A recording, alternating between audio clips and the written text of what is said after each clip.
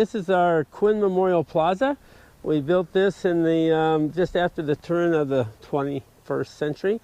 We dedicated it our family reunion, our Quinn family reunion that we had here on July 4th, 2003. And I'll tell you all about it. All right, so we're starting with the roots of my family Memorial Plaza. I decided to put concentric circles for each generation, going out from my sister and I, who are the first generation, to the 8th generation. And I chose 8 generations because that takes us out to the American Revolutionary War. And several of my ancestors were in the Revolution. I wanted to give them some credit. That's how the roots are formed. And I put on there, if you look closely, we've got the full name, where I can find it, their date of birth, their date of death, where they were born and where they died. Either if they're in Europe, the country that they came from, were born in or died in. If they came to the United States or Canada, then the province or the state that they're born or died in. And then if they have a heavy line underneath the name, that means that this person was an immigrant ancestor. I started working on this about 30 years ago. We didn't really have any of this information, and I just put it together year by year and piece by piece. And now we'll look at the tree. The tree is springing from the roots, and these are the common ancestors of all these people on the tree. The tree consists of my children plus my sister's son, and each one of the children have their name and their spouse welded into the branch of the tree. And when they have their own children, they get a brass leaf with their name and their birth date stenciled onto that brass leaf, and they're added to all the other leaves of the trees. The other leaves of the trees are actually cut from the last portions of my grandfather's first combine that he bought in 1927, and I thought that was a fitting memorial for it. I put 6 flagpoles around my Memorial Plaza.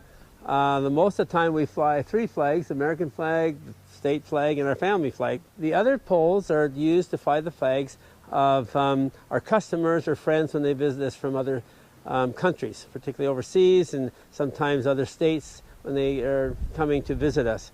And they really get a kick out of that, and sometimes I ask them to bring me their flag if I don't have one already. Well, after we designed our flag circle here, I decided we should have a family flag, since we had flags for everybody's country and our own country and our state. So I designed this family flag to represent the Quinn family. It starts out with the green, white, and orange from the flag of Ireland, since the Quinn is an Irish name coming from Ireland. This is the Quinn's coat of arms, the Pegasus horse in the middle. And then the Quinns first came from County Galway to Halifax, Nova Scotia in Canada. So we have a maple leaf on the red for the our Canadian connection. We've got red, white, and blue for the American connection, and the stars. There's 5 stars because the first immigrant family of Quinns coming to Halifax had 5 children, and then we're descended from them. So we tried to incorporate as many of the aspects of our family heritage as we could from the Quinns in Ireland into our family flag. So we like to fly that on special holidays, as well as family get-togethers, family reunions. We always fly our family flag. The family plaza also has a motto, and in the motto you get an idea of the purpose, or some of the purposes for my creation of it in the first place, or thinking about it. So the motto is to know the sacrifices of the past, is to appreciate the blessings of the present, and to inspire great deeds in the future.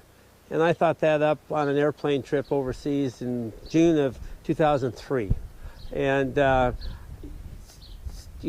know the sacrifice of the past is to remember our ancestors. And that's one of the reasons that, to me, it's a lot of fun to put them out here on cement so that we have a record of them, and I can show them to my kids and my grandkids and generations on down, great-grandkids when they come along, and tell them a little bit about the past so they can have an appreciation for the blessings they're enjoying now based on the sacrifice of those made, and try to inspire them to do similar things for the future.